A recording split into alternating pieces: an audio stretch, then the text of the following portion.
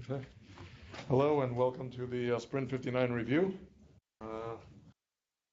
As we're getting closer to releasing the Rubin Fine release, where a lot of bugs are being tackled. So you'll see that this sprint has a big focus on bug fixes. Next slide, please.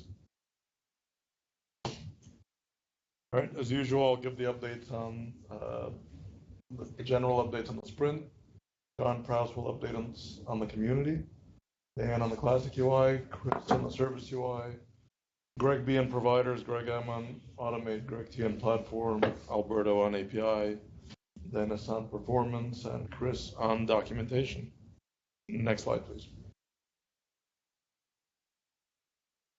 All right, so we're working on expanding this out to cover a lot of the other repos, but for the main repo, we had 113 pull requests merged. The majority, 51 of them, were bugs. 22 were other. I'm not sure what that is, but we'd have to go back and check. 16 were enhancements and test, performance, refactoring, and tech debt sprinkled in. Documentation as well. Next slide, please. All right, so if we look at that same repo breakdown by feature category, we'll see that 32, the majority were providers, 10 in the core, 10 in the API, 8 in the UI, and then 4s and 5s in the other areas. As you see, as we're extracting out the repos, we're getting fewer and fewer pull requests, say, on the UI, because it's now in its own repo, but there's still some overlap, so we have to kind of review what that is to see if we can get that number down to 0. Similarly, on providers, we're getting fewer and fewer because many of the repos have been extracted, even some, I think 4 or some number this sprint, that Gregg B will talk about, I think. So yeah, that number should also start going down as we, because this is the core repo, and the idea in the core repo is that this is focused on the pluggable aspect, the common aspect, not the per provider aspect. Next slide, please. All right, so this is kind of an interesting chart. We were ramping up across the repos on the last 2 sprints. The one before, we had a small drop off, and now this time we have a bigger drop off.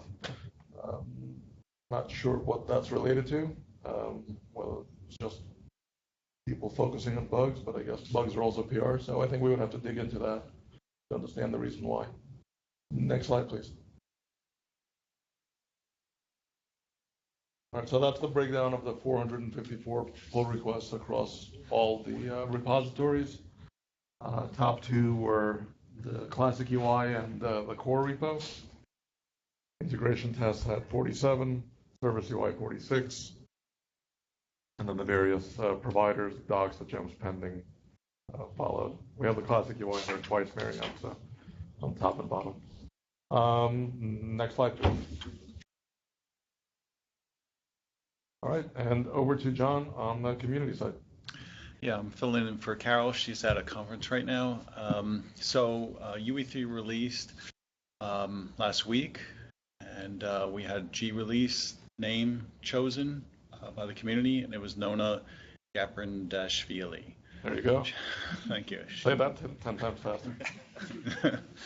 She's the first female chess grandmaster, which is pretty awesome, and she's also our first female name for one of our releases, which is pretty cool.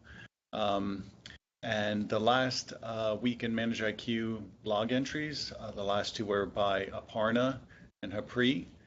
And just a couple of statistics, we have had 24 volunteers so far. We've had 39 posts, and the last 4 weeks, the bloggers have been first-time bloggers, so that's pretty cool. And we have volunteers for the next 8 weeks as well. So it's really awesome that everybody chips in. And Tim and Drew have also been pretty awesome in going in and checking and reviewing the blog entries as they come in. And the upcoming events, there's the Red Hat Summit next week in Boston, and OSCAL in Tirana, Albany in May. Albany. Not Albany. What did I say? You said Albany or something. Sounded like Albany. It's in New York. Albania. Thank you. Sure. And that's it. Next slide. Cool. Yeah, over to Dan. Yeah. Okay, I think I'll go to Albany. It's a lot closer. So this is the classic UI PR stats, and you can see a lot of red there. Obviously, bugs were the major focus here, and we squashed a whole bunch of them. So next slide. Whoops. We have video. Great, Raul? and whoever has their video on, could you please turn it off? I think it's Raul. Yep. Thank you. All right, I'll be right with you. All right. I can wait.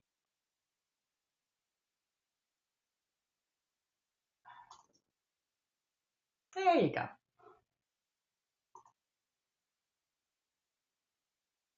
Now I see it. All right, so we did squeeze some enhancements in. We got the translation files updated, as happens at the tail end of every release. We want to get those to get all the new strings in. Some work was done, I think, in containers to change the instance resize form to Angular. Good work there. Jobs and tasks layouts were merged. Got a screenshot for that. We also have targeted refresh for Ansible repositories. We added refresh last sprint, so we had a targeted refresh because the backend got done. And custom buttons for list views, which is something that's been asked for a long time. Next slide. All right, so in the jobs and tasks area, you can see up there the 4 tabs that we used to have been condensed down into 2 tabs. Makes things a lot simpler, and actually the back end is kind of lined up with this as well. So we're trying to get to kind of one terminology for things that run, and I think we're getting there. Next slide. So targeted refresh, obviously here you're looking at a repository, and you can refresh just this repository now, so it doesn't have to go through and refresh the entire Ansible world. Next slide. If you pick a couple of them, or however many you want, we will kick off refreshes for each of the ones that you selected. So that's a good enhancement. And next slide. All right, so I'm going to let Martin talk about the custom buttons that he added for list views. Yes, so basically previously we had custom buttons only on single item pages. Now we are adding them to the list view pages in both Explorer-like and simple list-like screens. And that applies to VM services, images, tenants, clusters, hosts, and more. Next slide, please. So here you can see the change in the UI. When creating a custom button, you have a new option to say display for. Either you display for single item or list of items, or you display for both. There's one more item that's currently disabled. That's submit how. That says either submit all at once or submit one by one. But we have to wait for the backend to be implemented for this. So for now, we submit the items to automate one by one. So basically, we invoke automate for each of the items that are selected. Next slide, please. So here you can see 2 examples. This is the custom buttons adding to the list of VMs displayed as core icons, and custom buttons added to list of services displayed as a list. That's all from me. Back to Dan. All right, and then on the refactoring technical debt side, we got one more tree converted to the tree builder. I think we're actually getting rid of a tree, so we're very close to having all those done.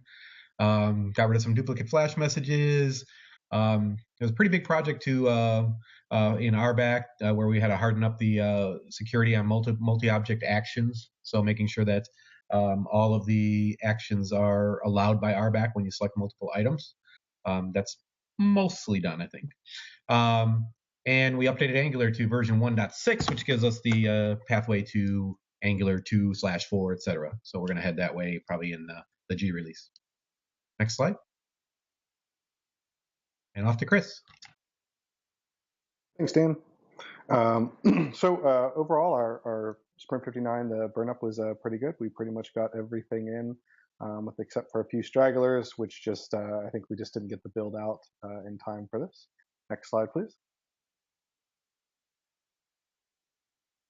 Couple quick new features we squeezed in. On the service catalogs, you now have the ability to filter by catalog name. Next slide, please. And we also have added the custom buttons on the My Services page. So that is now out there for those who are using it.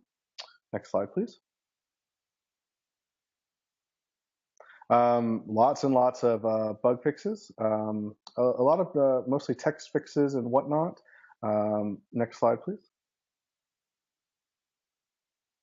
Again, more bug fixes. Next slide, please. And more bug fixes. Next slide, please. And a couple miscellaneous housekeeping items. As usual, we've updated the dependencies of Sprint.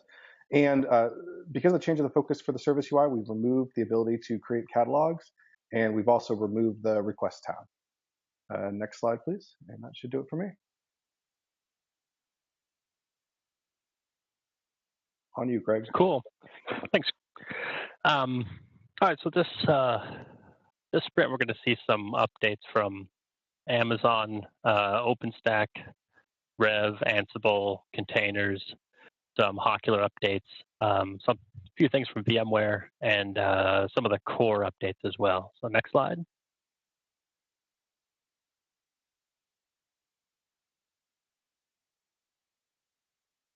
I'm waiting for it to change on my screen. There it goes.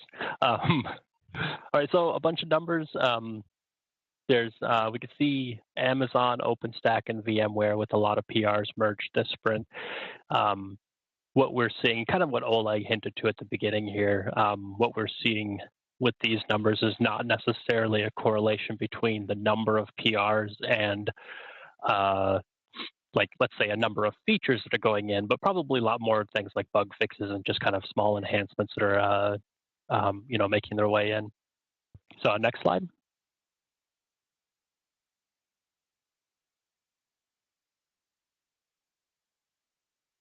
All right, for Amazon, OpenStack, and Rev, on the Amazon side, so lots of updates on the graph refresh from Ladislav, a few other bug fixes here and there scattered in. On the OpenStack side, kind of the same thing, a number of bug fixes, plus they're trying out the new graph refresh strategy, I think with some help from Ladislav to slide that in. And from Rev, they're switching over to the Overt SDK for the provisioning workflow. The next slide.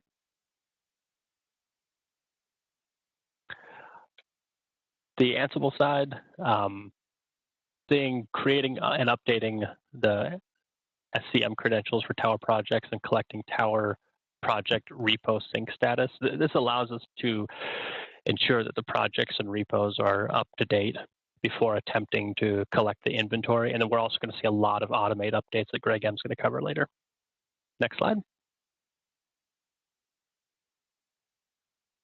For containers, couple things here that I wanted to point out. One of them was they added a purge timer for some of the archived container entities. So things get archived as basically they get removed from a provider.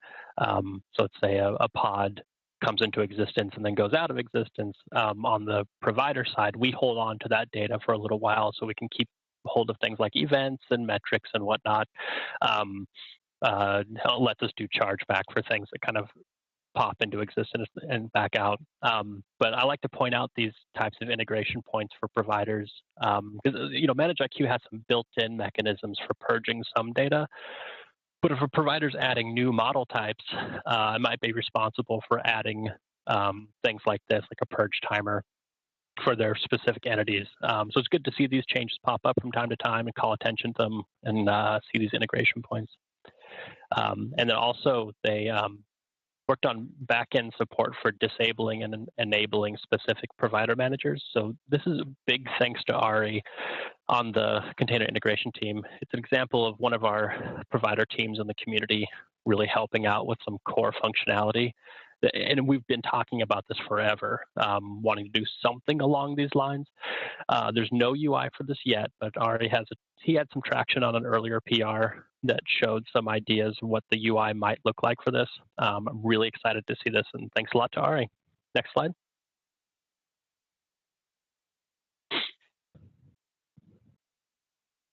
So on the Hawkular side, they're getting the correct middleware server status now. It's a bug fix to pick up the correct server status based on various factors other than just the status they get from inventory, because that might not give you the full picture of what's going on. They're also collecting the immutability property for middleware servers, and really what this does is move some of the logic for deciding whether or not a middleware server supports various actions back to the model layer and out of the UI. This is always good from like a portability standpoint. It allows the API to take advantage of this logic if it's not embedded up on the UI side. So good work, guys. Next slide.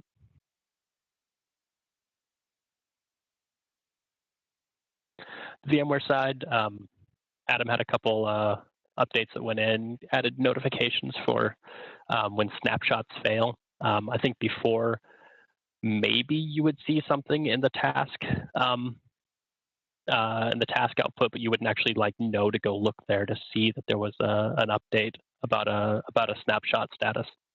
And this puts it into a little notification bar dropdown, which is really cool. He also added targeted refresh for folders in VMware. So this is a long time coming, something that Adam's been working on for quite a while. Whenever he had a spare moment. It allows users to configure refreshes specifically for VMware folders. And it's just another step in that process of avoiding full refreshes for each and every inventory update. It allows, kind of takes another step closer to being able to react to smaller changes in the inventory. There's still a long ways to go to really take advantage of, making these small incremental changes for every inventory object. But it's definitely a really cool update. Thanks a lot, Adam. Next slide.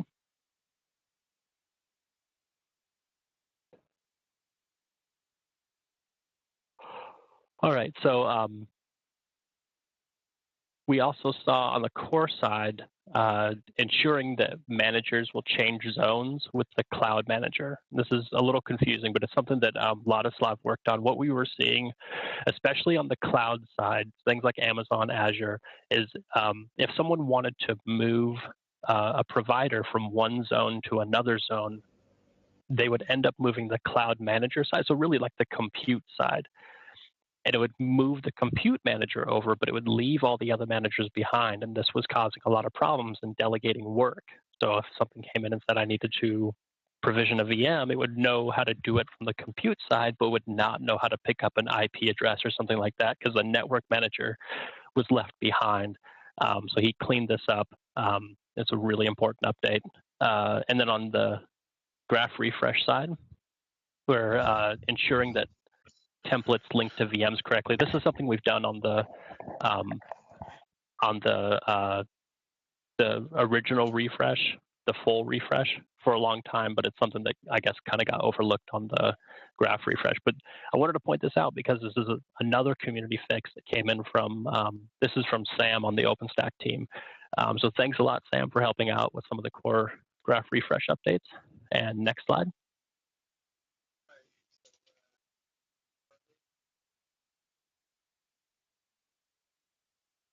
All right, finally for providers, Jason and Marcel blasted through 5 new provider repos to get them extracted. By now, most of you heard my spiel here, but this is yet another step down that path of pluggable providers.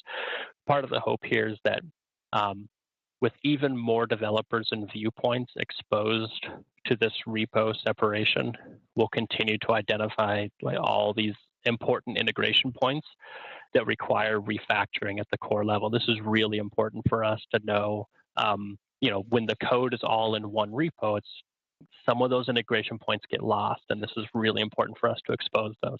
Thanks a lot to Jason and Marcel for knocking this out, and thanks to all the community provider teams who are working with us as we continue down this road. So with that, I'm done. Over to Gregg M. Talk about Automate. Oh, thanks, Gregg, and thanks for promising lots of updates. Here they are. Basically, the bugs.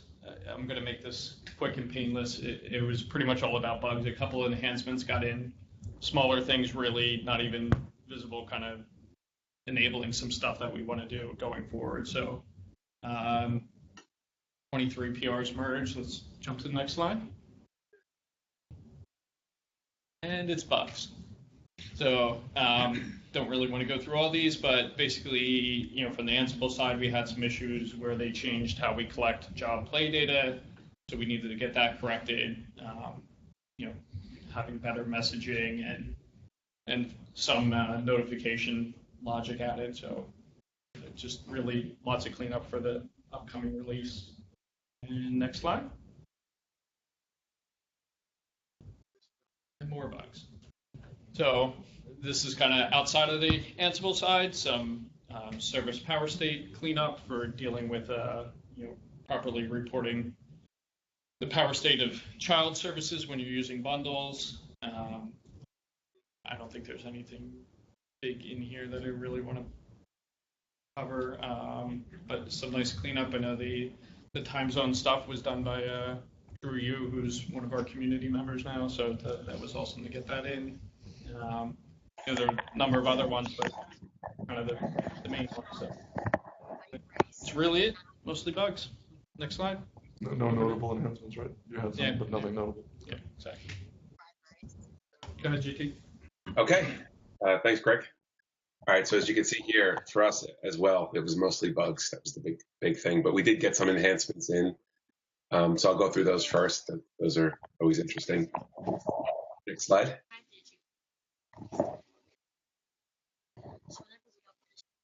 Okay, so this is kind of a big one. This will help in troubleshooting.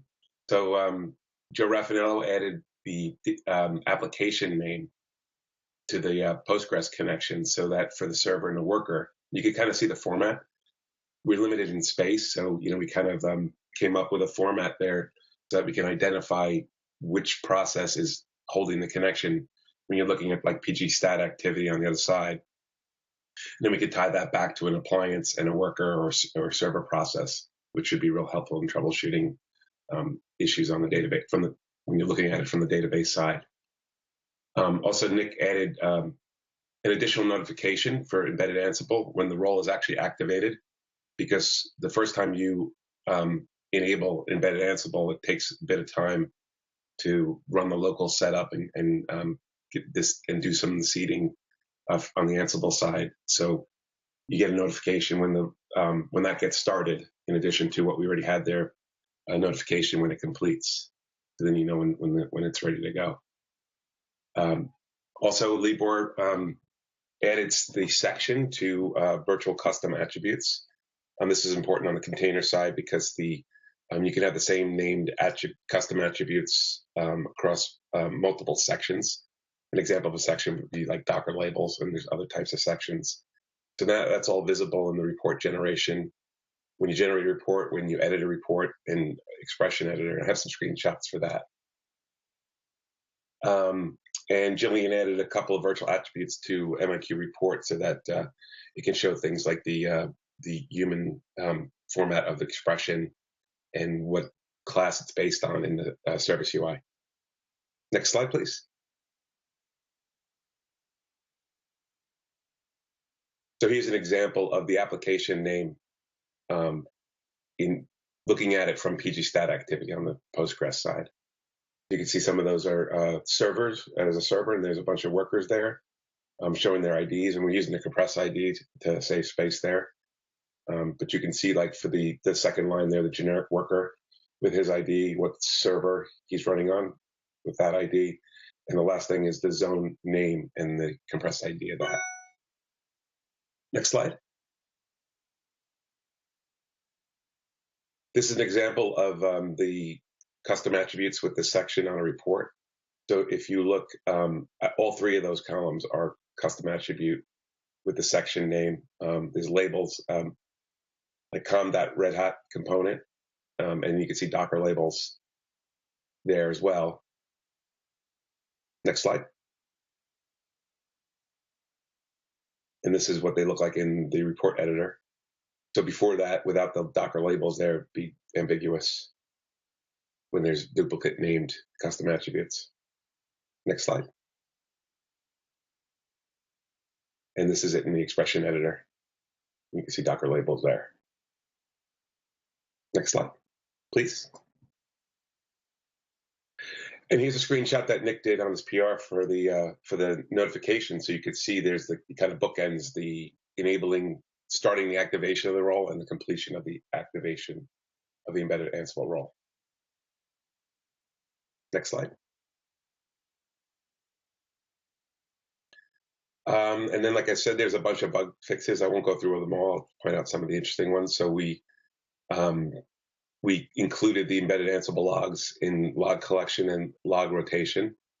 I think both were pretty important bug fixes, omissions that in the embedded Ansible support. Some RBAC changes. That was a fix for descendant classes of host getting properly filtered in RBAC. Before that, it was just the host class. So Libra made that change. Performance improvement, loading custom attributes before evaluations. We originally were loading them all up front and then keeping them in memory. Now we just basically load the custom attribute on demand when it's necessary. Some HA improvements as well. This is this one, check existing nodes before attempting HA registration will make it much easier to bring a failed primary database back into the cluster as a standby. A bug fix on chargeback as well. And now we're taking into account that with metric rollups, we may have metrics that actually predate the creation of the object because we can go back and get historical.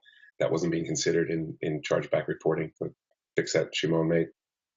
And then a fix on container image scanning job. Some of the refactoring work that Yuri did previously kind of broke the timeout here, and he fixed that. Next slide, please.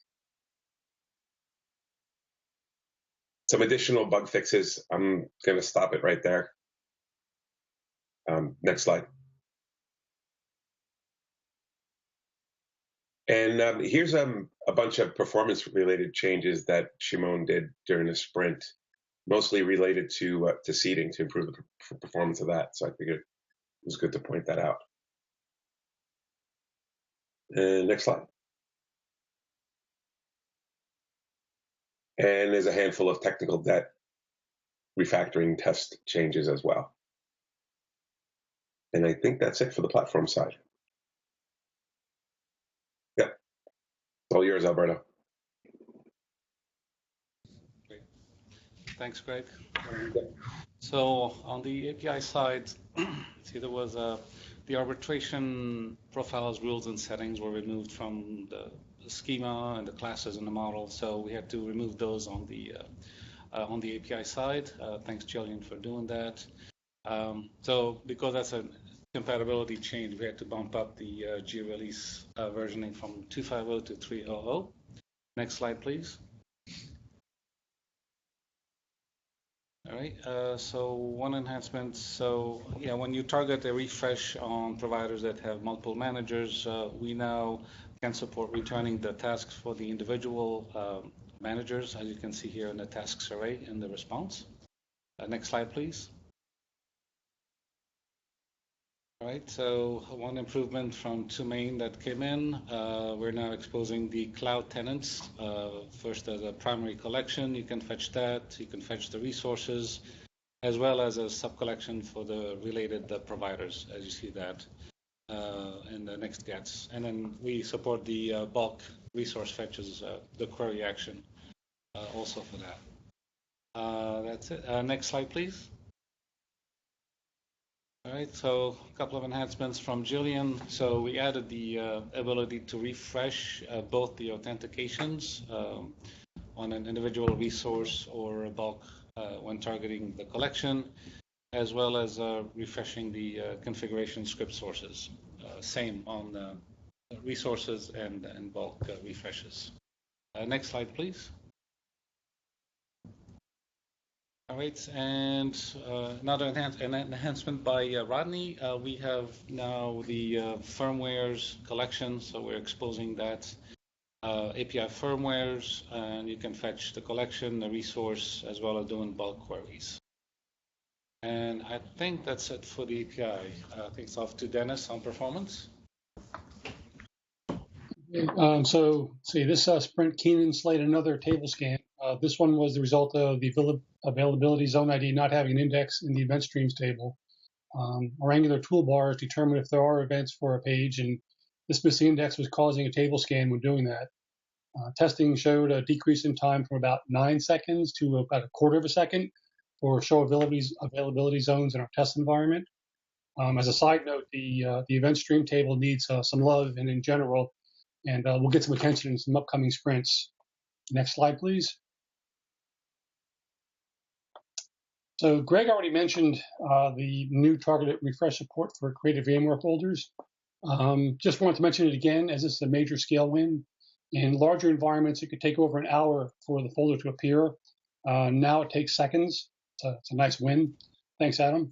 Next slide, please. And Keaton's continuing to enhance ManageIQ.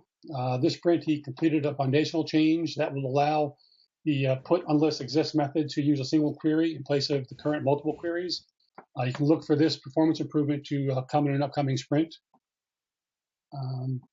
As shown by Gregg earlier, the database seeding process received more attention this sprint. In addition to the enhancements already shown, seeding of the ManageIQ policy was moved to a migration. So this eliminates this seeding completely from every startup. In general, the performance team appreciates the efforts of everyone on the development team creating PRs to ensure that we can meet the largest environment scales we see out there. There's room for performance improvement across the code base, so all performance-related help is welcomed. In other words, we're kind of like Wile E. Coyote, looking for all the help we can get. And with that, it's off to documentation. Next slide, please. Hi, okay, so documentation saw 10 PRs merged in this cycle. We added new procedures for enhancements to the services tab, improvements to the flow and detail provided in the contents on OpenShift Container Platform, content on enhancements to the UI and SSUI, and corrected order of steps in the high availability guide. I believe that's it.